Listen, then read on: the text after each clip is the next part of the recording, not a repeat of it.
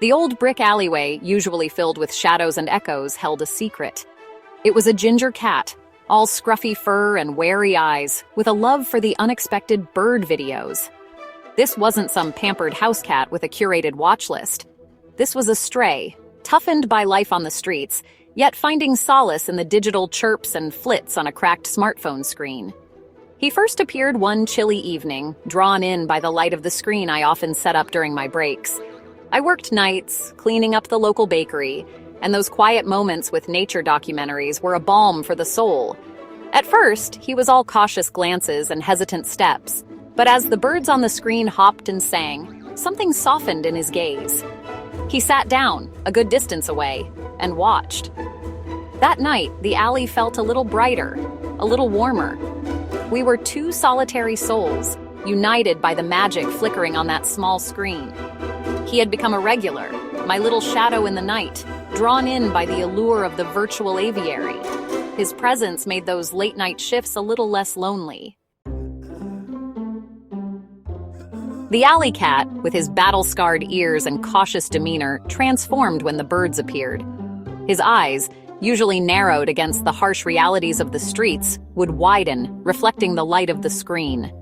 Every chirp, every rustle of digital leaves held his attention captive. He would tilt his head, tracking the flight of a hummingbird as it zipped across the virtual meadow. Sometimes he'd even twitch his whiskers, as if catching a whiff of the forest air that seemed to emanate from the phone. He'd follow the movements of the birds with an intensity that was almost comical. It was more than just entertainment for him. It was a connection to something primal, something deeply ingrained in his feline soul. One particularly chilly night, I played a video of a brightly colored parrot. This parrot was a real character, squawking and bobbing its head, even mimicking the sounds of a cat meowing. The ginger cat, usually content to observe from a distance, surprised me. He crept closer, his steps light and hesitant at first. He stopped just a whisker away from the phone, his green eyes fixated on the vibrant bird. And then he did something extraordinary. He lifted his paw ever so slowly and touched the screen.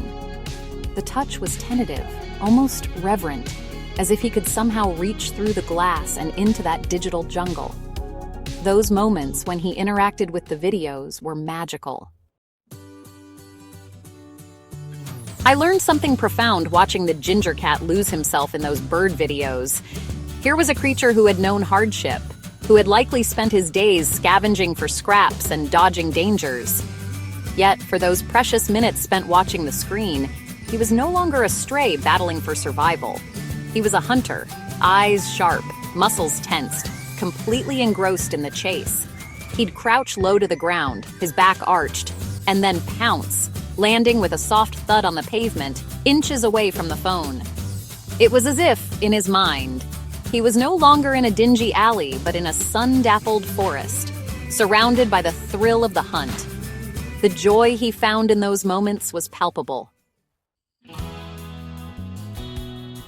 Over time, something remarkable happened. The ginger cat, once wary and hesitant, began to approach me.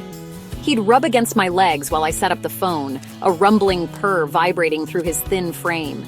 He even allowed me to scratch him behind the ears, a gesture that would have been unthinkable just a few weeks prior. The bird videos had done more than just entertain him. They had chipped away at the walls he had built around himself. He was still a stray, with all the independence and resilience that came with that life. But there was a newfound light in his eyes, a spark of trust that had been missing before. He'd still disappear for days, navigating the complexities of his world beyond the alley. But he always returned, drawn back to our little haven, to the shared joy of digital birdsong in the stillness of the night.